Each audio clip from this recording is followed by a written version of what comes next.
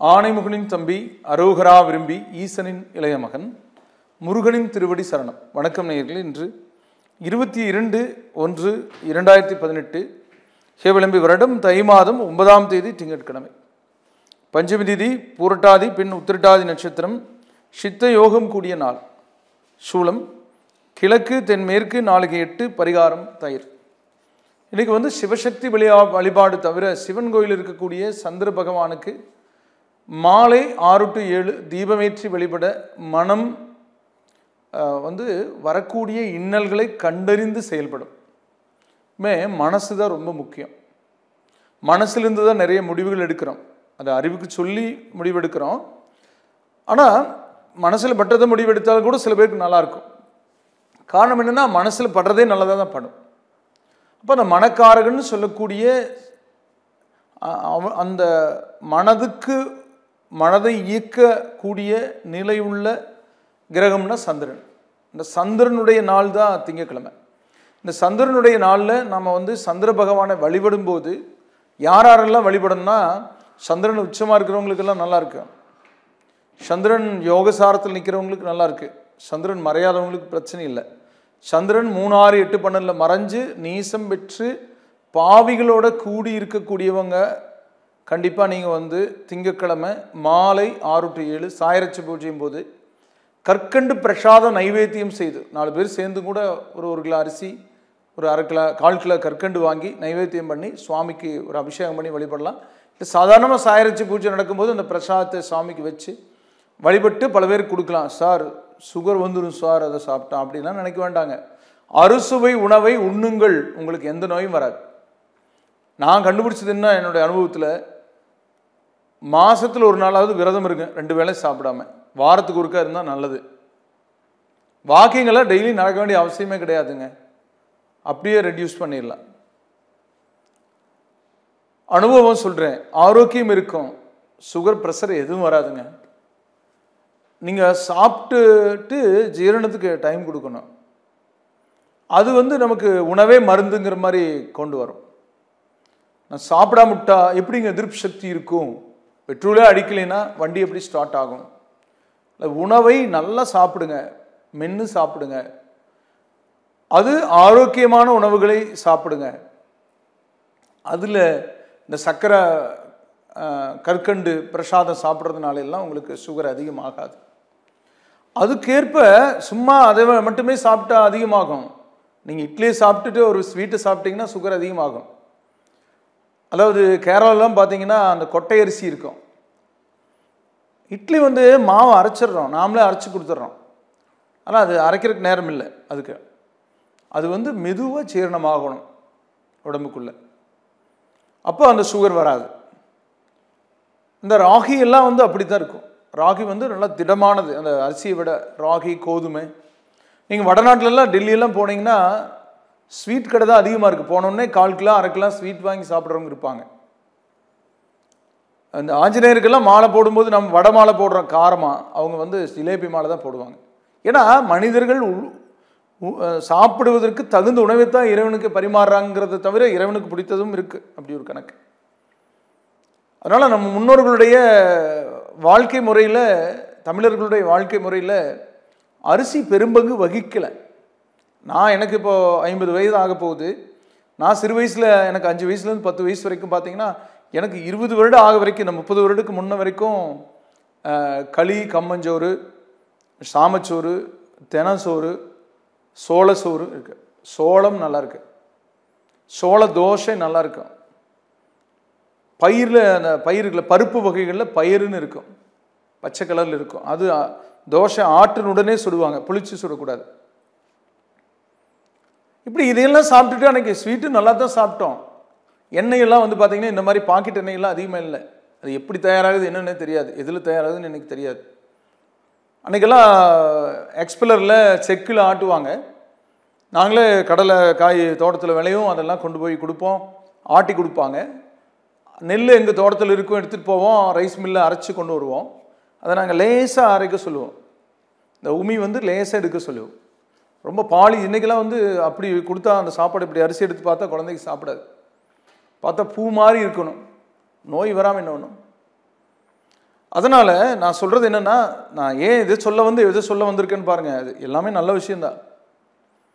இப்போ அந்த வகையில் இன்றைக்கி வந்து கற்கண்டு பிரசாத நைவேத்தியம் சுவாமிக்கு பண்ணி சந்திரனுக்கு அதை படைத்து பூஜை பண்ணி கும்பிட்டுட்டு அதுக்கப்புறம் அந்த பிரசாதங்களை நீங்கள் உட்கொள்ளலாம். அது உடம்புக்கு நல்லது. அதுவும் சுவாமிக்கு வைத்த பிரசாதத்தில் வந்து சக்திகள் அதிகம், இறைசக்தி வந்து அதில் ஊடுருவி இருக்கும். அப்போ அந்த வகையான நிலையில் எங்கள் கோயில் ஏன் கட்டி வச்சாங்க, டவர் எதுக்கு இத்தனை வச்சுருக்கான்னு ஒருத்தர் ஒரு காலத்தில் சொன்னான்.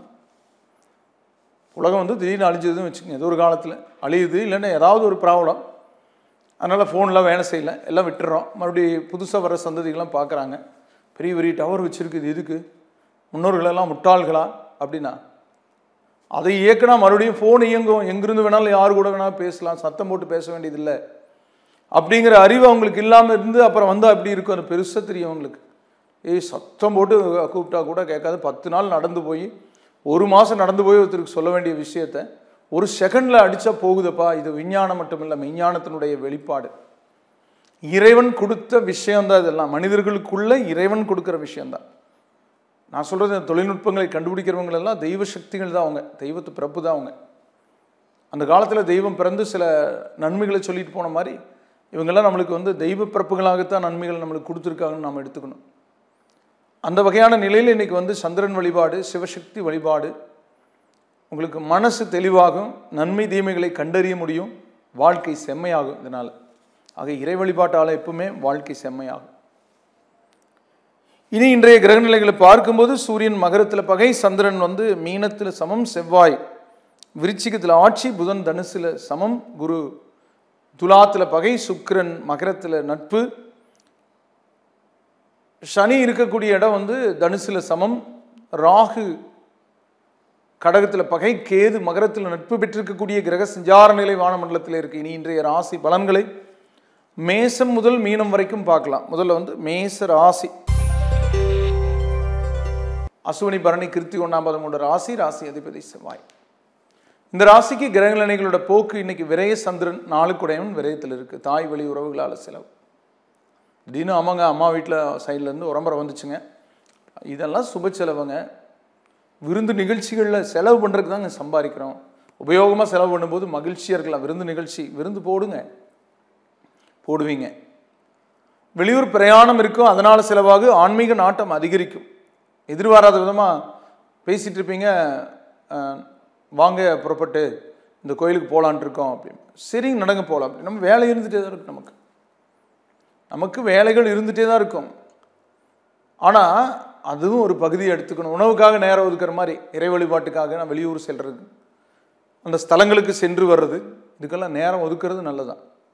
அந்த குறிப்பிட்ட ஸ்தலங்களில் அந்த கிரகங்களுடைய அந்த கதிர்வீச்சு அதிகம் இருக்கும்.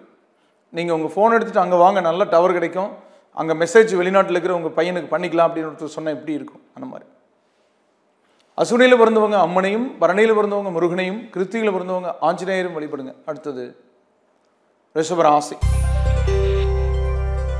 கிருத்திகை 2, 3, 4 பாதங்களும், ரோகிணி 4 பாதங்களும், மிருகசீடம் 1, 2 பாதங்கள் இருக்கும். ராசி அதிபதி சுக்கிரன். சுக்கிரனோட போக்கு நல்லா இருக்கு. சந்திரன் இன்னைக்கு அற்புதமான இடத்துல இருக்கார். மனமகிழ செய்யக்கூடிய சந்தர்ப்பத்தில் இருக்கார். உங்களுக்கு இருந்த பொறுப்பை உங்கள் பேரனுக்கோ மகனுக்கோ பொண்ணுக்கோ விட்டு கொடுப்பீங்க. நீ இந்த நிறுவனத்தை பார்த்துக்க, நீ இந்த நிறுவனத்தை பார்த்துக்க அப்படின்னு சொல்லி பிரித்து கொடுப்பீங்க. சில பேர் வயதானவங்க வந்து சொத்துக்களை பிரித்து கொடுக்கக்கூடிய எண்ணங்களை கொடுக்கக்கூடிய நிலை. குழந்தைகளாக இருந்தீங்கன்னா அசையா சொத்து முதலீடுகள் பண்ணிக்கலாம். வீடு கட்டுறதுக்கான ஏற்பாடுகள் அசையா சொத்து பண்ணலாம் இந்த சமயம். அதில் இன்றைக்கி எடுக்கிற முடிவினால நீங்கள் அந்த சொத்து முதலீட்டுக்கான வாய்ப்புகள் இருக்குது. அதுக்கான தொடக்கமும் கூட இருக்குது. வாகன பதிவு, வெளியூர் பிரயாணம், புதுசாக ரெஜிஸ்ட்ரேஷன் பண்ணுறது, ரெஜிஸ்டர் பண்ணாமல் ஒரு தொழில் பண்ணிகிட்டு இருக்கீங்கன்னா ரெஜிஸ்டர் பண்ணிக்கோங்க. அது ரொம்ப நல்லது, பாதுகாப்புங்க. எப்பவுமே வங்கியில் பணம் போட்டால் எல்லாம் தெரிஞ்சுக்குவாங்கன்னு நினைக்க வேண்டாம். வங்கியில் நீங்கள் பணம் போட்டு எடுத்துகிட்டு இருந்தால் தான் நீங்கள் ஒரு நாளைக்கு போனீங்கன்னா உங்களுக்கு வந்து அந்த லோன் கிடைக்கும். இல்லைன்னா அந்த லோன் திடீர்னுலாம் எல்லாருக்கும் கொடுக்க மாட்டாங்க. அந்த வரவு செலவு பண்ணியிருக்கணும், சரியாக கடன் வாங்கி கட்டியிருக்கணும். இந்த சிபில்னு சொல்லக்கூடியது கரெக்டாக காட்டினா தான் நமக்கு லோன் கொடுப்பாங்க. இதெல்லாம் வந்து தெரியாமல் நிறைய பேர் இருக்காங்க. லோன் வாங்கலாம், தேவைக்கு வாங்கணும், சரியாக கட்டணும், திரும்ப வாங்கலாம். வாழ்க்கையில் நான் என்னங்கிறேன்னா நிறைய வசதிகள் இருக்குங்க இந்த பூமியில். அந்த காலத்தோட ஒப்பிட்டெல்லாம் பார்த்தோம்னா நம்மெல்லாம் வந்து உண்மையிலேயே சொர்க்கமான வாழ்க்கை, சொர்க்கத்தில் விட இந்த மாதிரி இருக்காதுங்க. அப்படிப்பட்ட எல்லாமே கிடைக்குதுங்க. நம்ம ஒருத்தர் கூட பேசணும், டக்குன்னு ஃபோன் பண்ண முடியுது. நமக்கு ஒரு உணவு வேணுன்னா பக்கத்தில் ஹோட்டல் இருக்குது, பணம் வேணுன்னா ஏடிஎம்மில் இருக்குது, நம்ம ஃபோன்லேயே கூட பரிமாறிக்கலாம். எவ்வளோ கொஞ்சம் உடம்பு சரியில்லைன்னா ஹாஸ்பிட்டல் இருக்குது. எத்தனையோ தொழில்கள் நம்ம கண் முன்னாடி இருக்குது. ஆடை ஆபரணங்கள் கண் முன்னாடி கிடைக்குது. என்னங்க வேணும் மனுஷனுக்கு, வேணுங்கிறது எல்லாம் நம்ம அருகில் இருக்குது. இப்படிப்பட்ட ஒரு வாழ்க்கையில் நாம் இருக்கோம்னா நம்ம முன்னோர்கள் எவ்வளோ கஷ்டப்பட்டிருக்காங்க தெரியுங்களா? சுதந்திரமாகறதுக்கு எவ்வளோ கஷ்டப்பட்டிருக்காங்க, உயிர் தியாகங்களை செய்திருக்காங்க. யதார்த்தமாக வெள்ளைக்காரனை வியாபாரி வடிவத்தில் விட்டுட்டு அப்புறம் மறுபடியும் அப்போ தான் திருந்துவாங்க. அப்புறம் ஏமாந்துட்டுமேன்னு சொல்லிட்டு அப்புறம் போராடி வாங்கி உள்நாட்டிலேயே அடிமையாக இருந்து வாங்கி அதுக்கப்புறம் உட்கட்டமைப்பு வசதிகள், ரோடு வசதிகள்லாம் நிறைய செஞ்சு இப்போ நினச்சா நம்ம சுற்றுலா போயிட்டு வர்றோங்க. அந்த சுற்றுலாவுக்கெல்லாம் முதல்ல போக முடியுமா? அவ்வளோ சீக்கிரம் போக முடியாது. நடந்து போகணும், வண்டி கட்டிட்டு போகணும், அதெல்லாம் ரொம்ப கஷ்டம். ஆனால் இன்றைக்கெல்லாம் வந்து பார்த்திங்கன்னா ஃப்ளைட் இருக்குது, எந்த நாட்டுக்கு வேணாலும் போகலாம் வரலாம். எவ்வளவு வசதி வாய்ப்புகள் நம்ம பூமியிலைங்க. அதனால் சொர்க்கம்ங்கிறது நம்ம பூமியிலேயே இருக்குங்க. இன்றைக்கி அவ்வளவு வசதிகள், அவ்வளவு தேவைகள் நம்ம சரியாக பயன்படுத்தினா எல்லாம் நமக்கு கிடைக்குங்க. அந்த வகையான நிலையில் உங்களுக்கு இன்றைக்கி சரியான முடிவெடுத்தால் எல்லாமே உங்களுக்கு பக்கத்தில் இருக்கும். அஷ்டம சனியோ மற்ற நிலைகளையோ கூட நம்ம எளிதில் கடக்கக்கூடிய ஒரு நிலைகள் இருக்குது. இன்னைக்கு நீங்கள் கிருத்திகையில் பிறந்தவங்க அம்மனையும், ரோகிணியில் பிறந்தவங்க முருகனையும், மிருகசீடத்தில் பிறந்தவங்க ஆஞ்சநேயரையும் வழிபடுங்க. அடுத்தது தனுசு அல்ல, அடுத்தது மிதுன ராசி. மிருகசீடம் 3-4 பாதங்களும், திருவாதிரை 4 பாதங்களும், புனர்பூசம் 1-2-3 பாதங்கள் இருக்கும். ராசி அதிபதி புதன். இந்த ராசிக்கு சந்திரன் தொழில் ஸ்தானத்தில் இருக்கார். தொழில் சம்பந்தப்பட்ட இடத்துல தொழிலை எப்படி நிர்வகிக்கிறது, அதை எப்படி சீராக செயல்படுத்துறது, எப்படி லாபகரமாக மாற்றுறதுங்கிற சிந்தனையெல்லாம் இருக்கும். அதுக்கு தேவையான மெஷினரிஸ் எல்லாம் புக் பண்ணுறது, கட்டடங்களை இன்னும் எக்ஸ்ட்ரா கட்டுறது, மிஷினரிஸ் வாங்கிறது, இந்த வேலையெல்லாம் நீங்கள் வந்து எடுத்து நடத்துவீங்க. உள்ள நிலையை புரிந்து அதற்கேற்ப மாற்றங்களை செய்வீங்க. புதிதாக வடிவமைக்கப்பட்டு நவீனப்படுத்தப்படும் அப்படின்னு சொல்லக்கூடிய உங்களுடைய நிறுவனங்கள் கல்வியில் முன்னேற்றம் கொடுக்கும். சிந்தனை தெளிவாகும், பணம் தேவைக்கு வரும். வாகனம் வீடு வந்து சேரும். சுபகாரிய நிகழ்வில் இருந்த தடை அகலும். மிருகசீடத்தில் பிறந்தவங்க முருகனையும், திருவாதிரையில் பிறந்தவங்க அம்மனையும், புனர்பூசத்தில் பிறந்தவங்க ஆஞ்சநேயரையும் வழிபடுங்க. அடுத்தது கடகராசி. புனர்பூச 4ஆம் மாதமும், பூச 4 பாதங்களும், ஆயில்யம் 4 பாதங்கள் இருக்கு. ராசி அதிபதி சந்திரன். சந்திரன் ராசி அதிபதி இப்போ திரிகோணம் போயிட்டார். நல்லது. நீங்கள் எண்ணிய காரியம் நிறைவேற சனி ஒத்துழைக்கிறார். ஏன் சார் நான் நினச்சதெல்லாம் நடக்குமா சார் அப்படின்னு? நினச்சதெல்லாம் நடக்குங்க அப்படின்னு. அப்போ மகிழ்ச்சி சார். அப்படி மட்டும் நினைக்காதீங்க. நினைக்கிறது எல்லாமே நடந்தால் மகிழ்ச்சி அடையாதீங்க. நல்ல விஷயங்கள் நினச்சி அது நடந்தால் மட்டும் மகிழ்ச்சி அடைங்கன்னு சொல்கிறேன். சில தீய விஷயங்கள் உடனே நினச்சிங்கன்னா உடனே நடக்கும். ஆனால் அதனால் எவ்வளவோ பாதிப்படைவீங்க, விளைவுகள் அது தெரிஞ்சுக்குங்க. உடனுக்குடன் சாப்பிடக்கூடிய ஃபாஸ்ட் ஃபுட் இருக்குது. ஆனால் சார் அரிசி வேக வைக்கிறதுக்கு 1/2 மணி நேரம் ஆகுது சார், அது வரைக்கும் வெயிட் பண்ண முடியாதுன்னீங்கன்னா அது நோயை கொடுக்கும், ஃபுட் பாய்சன் ஆயிடும். அந்த மாதிரி சில விஷயங்கள் நமக்கு வேகமாக கிடைக்கிறது, உடனே கிடைக்கக்கூடிய விஷயங்கள் எப்பவுமே நிலைத்திருக்காது. நீங்கள் 3 மாதத்தில் ஒரு பயிர் வளர்ந்து நம்ம விளைச்சல் கொடுக்கணுன்னு வைக்கிறோம். 3 மாதத்துக்கு அப்புறம் அந்த பயிர் கருகி போயிடும். அவ்வளோதான், அதனுடைய ஆயுள் அவ்வளோதான். சீக்கிரமாக வளர்ந்து சீக்கிரமாக கொடுத்துட்டு போயிடும். ஆனால் 5 வருடம் 10 வருடம் ஆகக்கூடிய தென்னை மரம், பனை மரமெல்லாம் அதுக்கப்புறம் காய்ச்சதுன்னா 100 வருஷம் நிலைச்சிருக்கும். இதுலேருந்தே நீங்கள் இதை புரிஞ்சுக்கணும் சில விஷயங்களை. அப்போ லேட்டாக கிடைக்கிறது எதுவுமே நமக்கு நீண்ட ஆயுளோடு இருக்கும்னு அர்த்தம். அந்த வகையில் அந்த உடனுக்குடன் அப்படிங்கிற எண்ணங்களை மாற்றி அமைத்து நீங்கள் சென்றீங்கன்னா உங்கள் வாழ்க்கை வெற்றியடையும். நீண்ட நாள் பலன் தரத்தக்க விஷயங்களை நீங்கள் இப்போது உருவாக்கலாம். அதுக்கான சூழல்கள் உங்கள் கண் முன்னே இருக்குது. இந்த பொறுமைங்கிறது அவசியம். புனர்பூசத்தில் பிறந்தவங்க அம்மனையும், பூசத்தில் பிறந்தவங்க முருகனையும், ஆயில்யத்தில் பிறந்தவங்க ஆஞ்சநேயரையும் வழிபடுங்க. அடுத்தது சிம்ம ராசி. மகம் 4 பாதங்களும், பூரம் 4 பாதங்களும், உத்திரம் 1 பாதமும் இருக்கும். ராசி அதிபதி சூரியன். நல்ல வாய்ப்புகளும் நல்ல சந்தர்ப்பங்களும் பெறக்கூடிய நிலைகளை காட்டக்கூடிய அமைப்பு உங்களுக்கு இருந்தாலும் இன்னைக்கு சந்திரன் அஷ்டமத்திலிருந்து குழப்பங்களையும் கொடுக்கும். ஒன்று கிடைச்சிருச்சு, அது கிடைச்சதை விட வேற கிடைச்சிருந்தா ஆகும்னு தோணும். அந்த தோன்றல் தவறு. அது உங்களை பலவீனப்படுத்தும், பின்னடைய செய்யும். அதனால கிடைத்ததை விருத்தி செய்யக்கூடிய வாய்ப்புகளை, கிடைத்ததை பெருமைப்படத்தக்க விஷயமாக மாற்றக்கூடிய நிலைகளை கொண்டு போங்க. யாருமே எடுக்காத ஒரு படிப்பு, ஒரு கோர்ஸ் ஒரு பையன் எடுத்துட்டான். எல்லாரும் திட்டுறாங்க, எதுக்கப்போ இந்த கோர்ஸ் எடுத்தேன் அப்படி. கடைசியில் பார்த்தா அந்த பையனுக்கு மட்டும்தான் வேலை கிடைக்குது, முக்கியமான வேலை. அந்த மாதிரி 10 விவசாயிகள் தக்காளி ரொம்ப விலை குறைஞ்ச போது 9 விவசாயம் 10 விவசாயிலாம் 9 விவசாயம் வைக்கல, ஒருத்தர் மட்டும் வைக்கிறார். சரியான முட்டாளாக இருப்பானாட்டு இருக்குது. தக்காளி 1 ரூபாய்க்கு 1 கிலோ விற்கிது, போய் தக்காளி வைக்கிறான்னு சொல்லிட்டு மொத்தம் 9 பேரும் வெங்காயம் போட்டாங்க. கடைசியில் பார்த்தீங்கன்னா வெங்காயம் 100 ரூபாய்க்கு இருந்தது 10 ரூபாய்க்கு வந்துருச்சு. தக்காளி 1 கிலோ 1 ரூபாய்க்கு இருந்தது 100 ரூபாய்க்கு போயிடுச்சு. அப்புறம் பார்த்தா அவர் அறிவாளியாக தெரியாது. அந்த மாதிரி சில விஷயங்களில் யாரை நம்ம வீக்காக நினைக்கிறோமோ அவங்க உயர்ந்து வர்றதும், யாரை உயர்ந்து நினைக்கிறோமோ அவங்க வீக்காக இருக்கான சூழல்களும் சில சமயம் இருக்கும். அதை புரிஞ்சுக்கணும். இந்த குழப்பங்களுக்கு இடம் கொடுக்கக்கூடாது. இன்னைக்கு மகத்தில் பிறந்தவங்க அம்மனையும், பூரத்தில் பிறந்தவங்க ஆண்டாளையும், உத்திரத்தில் பிறந்தவங்க தன்வந்திரி பகவானையும் வழிபடுங்க. அடுத்தது கன்னி ராசி. உத்திரை 2, 3, 4 பாதங்களும், அஸ்தம் 4 பாதங்களும், சித்திரை 1, 2 பாதங்கள் இருக்கிற ராசி அதிபதி புதன். புதனோட நிலைப்பாட்டில் நல்ல நிகழ்வுகளுக்குரிய சந்தர்ப்பங்கள். புதனுடைய போக்கு அற்புதம், சுக்கிரனுடைய போக்கு அற்புதம். சந்திரன் இன்னைக்கு இருக்கிற இடம் சூப்பராக இருக்கும். அப்படி சொன்னாதான் உங்களுக்கு மகிழ்ச்சி அடைவீங்க, சூப்பர் அப்படின்னு. ஏன்னா ஒவ்வொரு மனிதனும் ஏங்கிறதே மகிழ்ச்சிக்காக தான். ஆனால் இன்னொரு விஷயம் என்னன்னா, ஒரு தேவைகள் வேணும்னு நினைக்கிறோம், அது கிடைச்சதுக்கப்புறம் அதை விட்டுட்டு அதில் மகிழ்ச்சி அடையாமல் அடுத்ததுக்கு போகிறோம். அடுத்ததுக்கு போகணும், அப்போ தான் வளர்ச்சி கிடைக்கும். ஆனால் படிப்படியாக போகணுங்கிற அடிப்படையில் இன்னைக்கு எண்ணிய காரியம் நிறைவேறினதில் மகிழ்ச்சிப்படுங்க. இன்றைய நாள் மகிழ்ச்சிப்படுங்க. நேற்று இன்றைக்கு மகிழ்ச்சியாக இருக்கு தான் நேற்று உழைச்சிங்க. அந்த உழைச்சதனுடைய பலன் இன்னைக்கு கிடைக்கும்போது அதை பற்றி மகிழ்ச்சிப்படுங்க.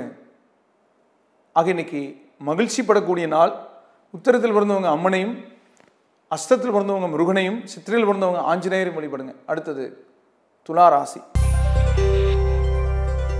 சித்திரை 3, 4 பாதங்களும், சுவாதி 4 பாதங்களும், விசாக 1, 2, 3 பாதங்கள் இருக்கிற ராசி அதிபதி சுக்கிரன். இந்த ராசிக்கு சந்திரன் நல்ல இடத்துல தான் இருக்கார். எண்ணியது எண்ணியபடி நிறைவேறக்கூடிய வாய்ப்புகளை கொடுக்கிறார். பணப்பற்றாக்குறை நீங்கும், பணம் வரும். வீடு இடமாற்றம் ஏற்படும். குடும்பத்தில் சுபகாரிய நிகழ்வுகளுக்குரிய உள்ள ஒரு நிலை காட்டும்.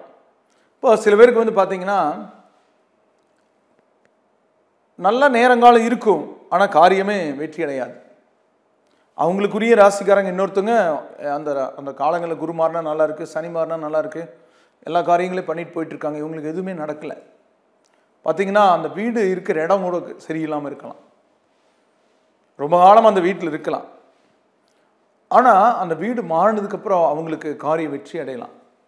அதனால் நீங்கள் கிரகங்கள் வலுத்த போதும் நான் இவ்வளோ சிறப்பாக சொல்கிறேன், அப்பவும் உங்களுக்கு எதுவும் நடக்கலைன்னா கண்டிப்பாக யோசிக்காமல் நீங்கள் வீடு மாறுங்க. வித்து போட்டு போக சொல்லலை, விட்டு போட்டு போங்க. ஒரு 6 மாதம் 3 மாதம் வேற ஒரு வீட்டில் போய் இருந்து பாருங்க. மாற்றங்கள் கிடைச்சா இந்த வீட்டை வித்துட்டே வேற பக்கம் வாங்கிக்கிங்க. மனித வாழ்க்கை ஒரு முறை கிடைக்கிறது, அதை நல்லபடியாக அடையணுங்கிறதுக்காகத்தான் சொல்கிறேன். சில சமயம் நல்ல உழைப்பு இருக்கும், நல்ல நேரம் இருக்கும், ஆனால் இருக்கிற வீடு சரியில்லைனாலும் ஜெயிக்க முடியாமல் இருக்குது. அரண்மனை போன்ற வீடாக இருக்குது, சில பேருக்கு சரி இருக்காது. ஆனால் சாதாரண வீட்டில் செல்வ செழிப்பில் இருக்கிறவங்க எத்தனையோ பேர் பார்த்துருக்கோம். அந்த மாதிரி அது கூட காரணமாக இருக்கும். ஆக நேரம் நல்லா இருக்குது, அது சரிபடலினா செயல்படலினா இது காரணமாக இருக்குன்னு நீங்கள் ஒரு முடிவெடுங்கன்னு சொல்கிறேன். பல வகையில் சிந்திக்கணுங்க, அப்போ தான் ஜெயிக்க முடியும். சித்திரையில் பிறந்தவங்க அம்மனையும், சுவாதியில் பிறந்தவங்க முருகனையும், விசாகத்தில் பிறந்தவங்க தன்வந்திரி பகவானையும் வழிபடுங்க. அடுத்தது விருச்சிக ராசி. விசாக 4ஆம் மாதமும், அனுச 4 பாதங்களும், கேட்ட 4 பாதங்கள் இருக்கிற ராசி அதிபதி செவ்வாய். ராசி அதிபதி வலுப்பெற்றிருக்கிறதுனால துணிச்சல் இருக்கும், உடல் ஆரோக்கியம் பெறும். சனி ஜென்மத்தை விட்டு போனது பரவாயில்லைன்னு இருக்கு. ஆமாங்க, இப்போ கொஞ்சம் பரவாயில்லைங்க. போன வருஷம் பாடுபட்டேன், இப்போ கொஞ்சம் பரவாயில்லைங்க அப்படின்னு சொல்கிறவங்க இருப்பாங்க. உடனுக்குடன் மருத்துவம் அவசியம். ஒரு துளி திம்முனா உடனே மாத்திரை மருந்து கொடுக்காதீங்க குழந்தைகளுக்கு. ஏன்னா திம்மும் போதும் அந்த தேவையற்ற கொழுப்புகள் மூக்கு வழியாக கூட குழந்தைகளுக்கு வெளியேறும் பார்த்துருக்கோம். அதை கெட்டதை நினைக்காதீங்க, அதை சிந்திடுங்க. எச்சில் வந்தால் காரி துப்பிடுங்க. எச்சிலே வரக்கூடாதுன்னு ஒரு மாத்திரை சாப்பிடாதீங்க. அந்த மாதிரி ஒவ்வொரு விஷயம் வியர்த்தா சில பேர் பயப்படுறாங்க.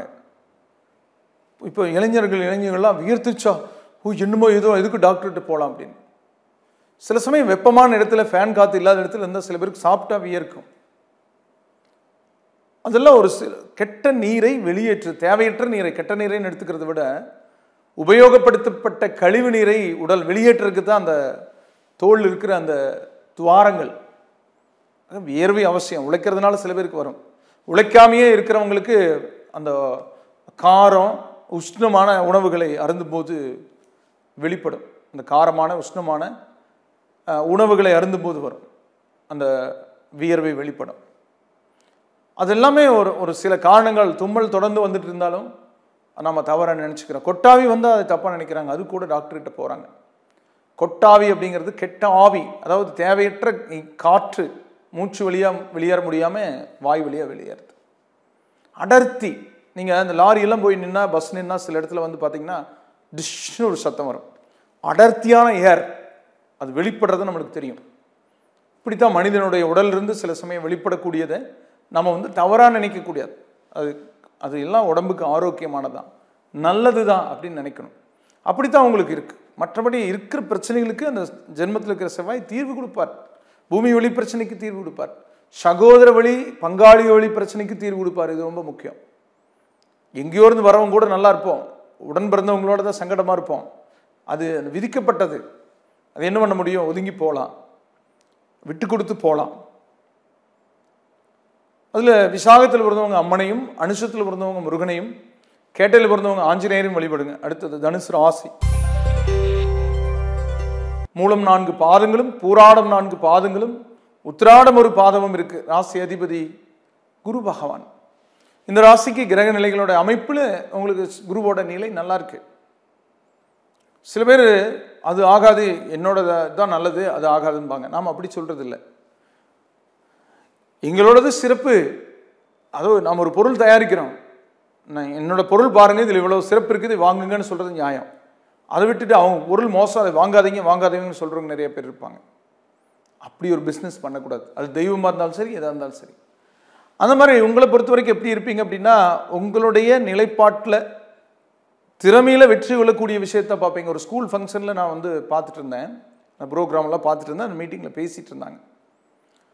அதில் ஒருத்தர் சொன்னார், அதில் அந்த ஸ்கூலோட பிரின்சிபால் சொன்னார், இங்கே பார்த்தீங்கன்னா இங்கே எல்லாமே வந்து அந்த ஆண்டு விழாவுக்காக ஏற்பாடுகள் செய்யப்பட்டிருக்கு. இது நாங்கள் வந்து வெளி ஆட்களை வந்து வர வச்சிருந்து இதை வந்து இன்னும் கிராண்டாக பண்ணியிருக்க முடியும். ஆனால் எங்கள் ஸ்டூடெண்ட்டோட திறமைகள் எப்படி வெளிப்படும்? அதனால் இங்கே இருக்கிற எங்களுடைய ஆசிரியர்கள், எங்களுடைய மாணவர்களுடைய சிந்தனை திறனை வச்சு இதெல்லாம் வடிவமைக்கப்பட்டிருக்கு அப்படின்னு சொன்னாங்க. அது எனக்கு ரொம்ப பிடிச்சிருந்தது. இப்போது ஒரு ஆண்டு விழா நடக்கும், இல்லை ஒவ்வொரு கலை விழா நடக்கும். அதுக்கு ஒரு பணத்தை குறிப்பிட்ட அளவு கொடுத்தா ஒருத்தங்க வந்து எல்லாம் போட்டு கொடுத்துட்டு போயிடுவாங்க. அது வெளி ஃபங்க்ஷனுக்கு ஓகே, கல்யாண ஃபங்க்ஷன் சீரு இதுக்கெல்லாம் ஓகே. ஆனால் ஸ்கூல் நடக்கிற ஃபங்க்ஷனுக்கு அங்கே இருக்கிற ஆசிரியர்கள், அங்கே இருக்கிற மாணவர்களுடைய திறமையை வெளிப்படுத்தக்கூடிய அந்த நிலை கூட, படிப்பு மட்டுமே முக்கியம் இல்லை, அது கூட முக்கியம். எப்படி ஒரு டெக்கரேஷன் பண்ணுறது, எப்படி அந்த மேடை வடிவமைக்கிறது, என்ன பேர் வைக்கிறது, அதுக்கு எங்கெங்கே என்ன இருந்தால் எப்படி இருக்கும், எப்படி வித்தியாசப்படும், இது கிரியேட்டிவிட்டி. இது எனக்கு ரொம்ப பிடிச்சிருந்தது. அந்த மாதிரி தான் நம்ம எந்த ஒரு விஷயத்தையும் உனக்கு தெரியாது விட்டு அப்படி சொல்லாமல் தெரிஞ்சதை சொல்லுன்னு சொன்னால் எப்படி இருக்கும். நீங்கள் ஒரு ஆசிரியராக இருந்தால் அப்படி தான் செய்வீங்க.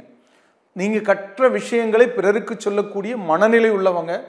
உங்களுக்கு பணம் அதிகமில்லைன்னா கூட ஒரு சீரான, ஒரு நலமான, ஒரு ஆரோக்கியமான வாழ்க்கை கிடைக்கும். ஆசிரியர்களுக்கு பெருசாக சம்பளம் இருக்காது, அவங்க அறிவாளிகள். பல மாணவர்களை உருவாக்குவாங்க, பல தொழிலதிபர்களை உருவாக்குவாங்க, பல பெரிய பெரிய காரு ஃப்ளைட் வச்சுருக்கிறவங்களை எல்லாம் உருவாக்குவாங்க, அப்படி வாங்கக்கூடியவங்களை உருவாக்குவாங்க. அவங்களதெல்லாம் வாங்க மாட்டாங்க, ஆனாலும் அதை பார்த்து பெருமைப்படுவாங்க, என்னுடைய மாணவன் அப்படி இருக்கான் அப்படின்னு. இப்போ ஆசிரியர் பெருமக்கள் அப்படிங்கிறவங்க வந்து இந்த இந்த சமுதாயம் என்னும் மரத்தினுடைய ஆணிவேர். அவங்க மூலமாக தான், அவங்களால தான் இந்த சமுதாயத்தை சீரமைக்க முடியும். அப்படிப்பட்ட உங்களுக்கு இந்த குருன்னு சொல்லக்கூடிய நிலை உள்ள அந்த அந்த கிரகமானது உங்களுக்கு நல்ல சப்போர்ட் பண்ணும். இன்றைய சந்திரன் உங்களுக்கு மனமகிழ்ச்சியும் புகழையும் பெருமையும் உருவாக்கும். மூலத்தில் பிறந்தவங்க அம்மனையும், பூராடத்தில் பிறந்தவங்க முருகனையும், உத்திராடத்தில் பிறந்தவங்க ஆஞ்சநேயரையும் வழிபடுங்க. அடுத்தது மகர ராசி.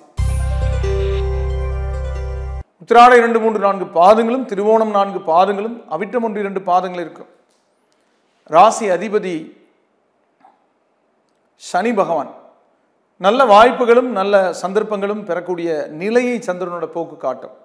சுக்கிரன் ஜென்மத்தில் இருக்கிறது அற்புதம். 5க்கும் 10க்கும் உடையவன். யார் யோகர் அப்படின்னா ஒரு கேந்திரத்துக்கும் திரிகோணத்துக்கும் அதிபதி தான் யோகர், வேற யாரும் யோகர் இல்லை. யார் ரொம்ப மோசமானவனே 8க்கு உடையவன். ஆனால் அதே சமயம் ஜோதிடம் ஆரம்பத்தில் பழகிறவங்களுக்காக சொல்கிறேன். நிறைய பேர் இப்போ ஜோதிடம் பழகிட்டு இருக்கீங்க, வரவேற்கிறேன்.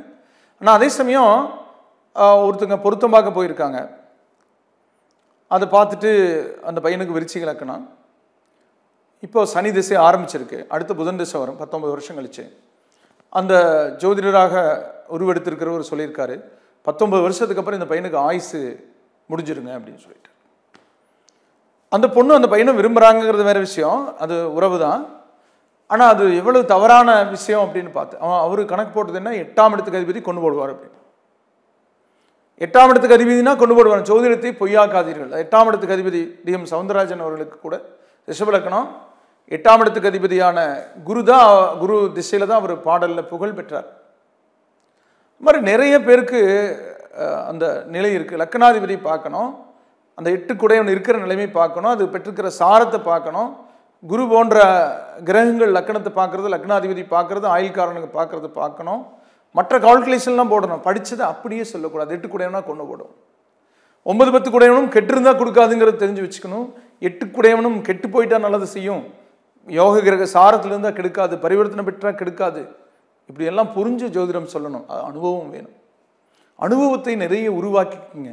நிறைய அனுபவஸ்தர்கள்கிட்ட கேட்டு அது தெரிஞ்சு பேசுங்க அப்படின்னு சொல்லக்கூடிய நிலையில் உங்களுக்கு அந்த சுக்கிரன்னு சொல்லக்கூடியவன் உங்களுக்கு ஜென்மத்தில் இருக்கிறதுனால மற்ற பலவீன கிரகத்தினுடைய பாதிப்புகளை சரி கட்டுவான்னு சொல்கிறேன். இந்த வழியில் போனால் அவங்கள சிறுத்தை அடிச்சுன்னு சொல்லக்கூடாது. அவங்க கூண்டு வண்டியில் போகிறாங்களா, நடந்து போகிறாங்களான்னு பார்க்கணும்.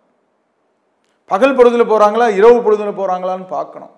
வகையில் உங்களை பொறுத்த வரைக்கும் இன்று பகல் பொழுதில் நீங்கள் பயணிக்கக்கூடிய பாரஸ்டாக இருந்தாலும் விலங்குகள் எங்கிருந்து வருதுங்கிறத தெரிஞ்சு நீங்கள் இடையூறுகளை சந்திக்காமல் உங்களுடைய பயணம் சாதகமாகும்னு சொல்லக்கூடிய நாளாக இந்த நாள் இருக்குது. உத்திராடத்தில் பிறந்தவங்க முருகனையும், திருவோணத்தில் பிறந்தவங்க அம்மனையும், அவிட்டத்தில் பிறந்தவங்க ஆஞ்சநேயரையும் வழிபடுங்க. அடுத்தது கும்பராசி. அவிட்டம் 3, 4 பாதங்களும், சதயம் 4 பாதங்களும், பூரட்டாதி 1, 2, 3 பாதங்கள் இருக்கும். ராசி அதிபதி சனி. இந்த ராசிக்கு கிரகங்களுடைய நிலைப்பாட்டில் கோச்சார நிலை வலுத்திருக்கு. நான் என்னங்கிறேன்னா, திசாபுத்தியும் நல்லா இருந்து, பிறப்பு அமைப்பு நல்லா இருந்து, கண்டப்பரல்களும் வலுத்திருக்கக்கூடிய நிலையில தான் முன்னேற்றம் அடைய முடியும். அந்த கண்டப்பரல்கள் வலுத்திருக்கக்கூடிய ஒரு சந்தர்ப்பத்தில் திசாபுத்தி யோகமாக இருக்கிற நிலையில், இந்த கோச்சாரம் பலவும் பெற்றிருக்கக்கூடிய நிலையில் உங்கள் வாழ்க்கையில் மிக உயர்ந்த நிலைக்குரிய வாய்ப்புகள் தென்படுது. இன்றைய நாள் சிறப்புக்குரிய, புதிய திட்டங்களுக்குரிய, புதிய முயற்சிகளுக்குரிய, புதிய வரவுகளுக்குரிய, சுபகாரிய நிகழ்வுகள் முடிவெடுக்கக்கூடிய, குழந்தை பாக்கியம் சம்பந்தப்பட்ட விஷயங்களில் மகிழ்ச்சி படக்கூடிய சந்தர்ப்பத்தை காதில் கேட்கக்கூடிய நல்ல நாளாக இன்னைக்கு எடுத்துக்கலாம். அவிட்டத்தில் பிறந்தவங்க சிவனையும், மிருத்யுஞ்ச மந்திரம், மிருத்யுஞ்ச ஹோமம் பண்ணலாம். சதயத்தில் பிறந்தவங்க ஆஞ்சநேயரையும், பூரட்டாதியில் பிறந்தவங்க நவகோள்களையும் வழிபடுங்க. அடுத்தது மீன ராசி. பூரட்டாதி 4ஆம் மாதமும், உத்திரட்டாதி 4 பாதங்களும், ரேவதி 4 பாதங்கள் இருக்கிற ராசி அதிபதி குரு பகவான். நல்ல விஷயங்களுக்கான நிலைகளில் புதிய வாய்ப்புகளை உருவாக்கக்கூடிய முயற்சிகள் இருப்பீங்க. கடந்த கால பலவீனங்களை சரி செய்து புதிய முயற்சிகள், பழையன கழிதலும் புதியன புகுதலும் அப்படிங்கிற மாதிரி கல்வியில் முன்னேற்றத்துக்குரிய முதல் படியில் அடியெடுத்து வைக்கிறது இல்லை, முக்கிய படியில் அடியெடுத்து வைக்கக்கூடிய ஒரு நிலையில் சிறப்பு பெறுவீங்க. அக்கில்லைங்க ஆதான் அப்படிங்கிற மாதிரி இருக்குது உங்களுடைய வாழ்க்கையினுடைய தொடக்கம் அப்படின்னு சொல்லக்கூடிய நிலையில் முன்னேற்றத்துக்குரிய வாய்ப்புகளை கண்டறிந்து கைப்பிடிக்கக்கூடிய நல்ல நாள். பூரட்டாதியில் பிறந்தவங்க முருகனையும், உத்திரட்டாதியில் பிறந்தவங்க அம்மனையும், ரேவதியில் பிறந்தவங்க ஆஞ்சநேயரையும் வழிபடுங்க. நேயர்களே, இதுவரை உங்களுடைய ராசி பலன்களை கேட்டு தெரிந்து கொண்டீர்களே. பொதுவானவை உங்களுடைய பிறந்த தேதி நேர அடிப்படையில் ஜாதகம் கணித்து திசாபுத்தி அந்தரங்களை அறிந்ததற்கேற்ப உங்கள் வாழ்வை சீரமைத்து சிறப்புடன் வாழ முருகனை வேண்டி விடைபெறுவது ஜோதிடர் என்கிற வாஸ்து நிபுணர் அன்னூர் KR வேலுச்சாமி. வணக்கம் நேயர்களே.